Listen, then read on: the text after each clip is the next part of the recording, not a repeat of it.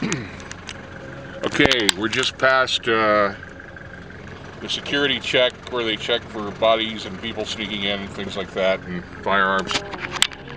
And it says, "Welcome to the vacant heart of the West. Cities have the capability of providing something for everybody.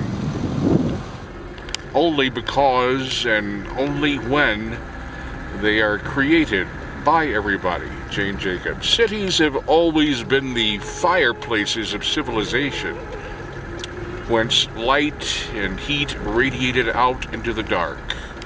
Theodore Parker. If you suppress the exorbitant love of pleasure and display idle curiosity, iniquitous pursuits, and wanton mirth, with what a stillness would there be in the great cities? Jean de Breuil, right? By its nature, the metropolis provides what could otherwise be given only by traveling, namely the strange. James Jacobs. Suburb, a place that isn't city, isn't country, and isn't tolerable. Mignon McLaughlin. Unlike tract housing, a city is many-chaptered, storied book that tells us who we are. Cities are gentrified by the following types of people, in sequence: the risk oblivious, the risk aware developers, the risk adverse, those that don't move in. You're approaching the long and complex sentences. Warning: the streets of the poor quarters in great cities are a theater and a battleground. There, unaware and unnoticed, every human being is a poet, a masker, a warrior, a dancer, and in his innocent artistry, he projects against the turmoil of the street an image of human existence in the street. In any animated neighborhood of great cities, we are not more competent at keeping the sidewalk safe than are the people who try to live off the hostile truce of the turf.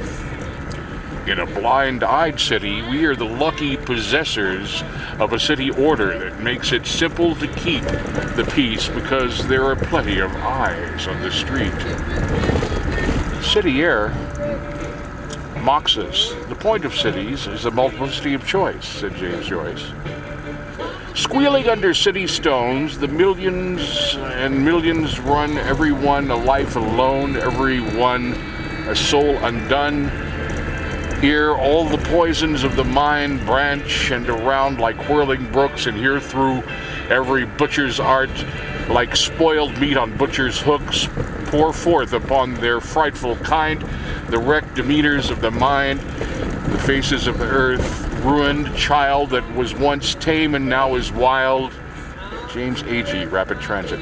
There's a quality even meaner than outright ugliness or disorder, and this meaner quality is dishonest mask of pretended order achieved by ignoring or suppressing the real order.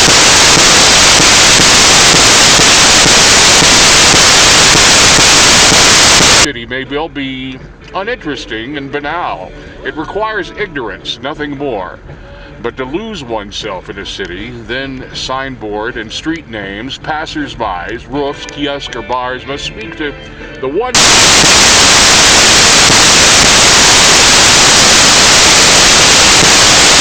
ballet in its seasons, from waking long after midnight to tend and baby and sitting in the dark and seeing the shadows and hearing the sounds of the sidewalk.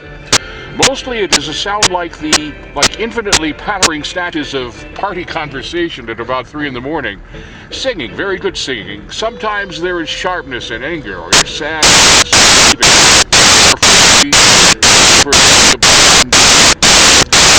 There is a time of life somewhere between the sullen figures of adolescence and the retrenchments of middle age when human nature becomes so absolutely absorbing one wants to be in the city constantly. Edward Hoagland. There is a wishful myth that if only we had enough money to spend, usually put in $100 billion, piff, pocket change, we could wipe out all slums in 10 years, reverse decay in the great dull gray belts that were yesterday's suburbs, and perhaps even solve the traffic problem.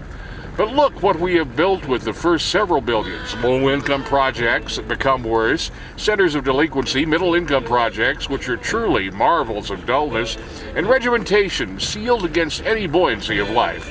Luxury projects that migrate their intensity with a vapid vulgarity, cultural centers that can't support a good bookstore, civic centers that are avoided by everyone but bums, commercial centers that are imitations of standardized suburban chain store shopping.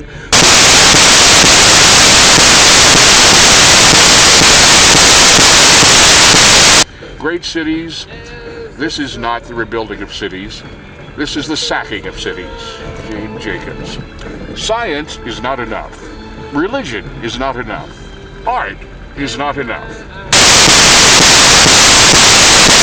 Love, nor is duty, nor is action, however disinterested, nothing short of everything will really do. Aldous Huxley. Approaching reader station.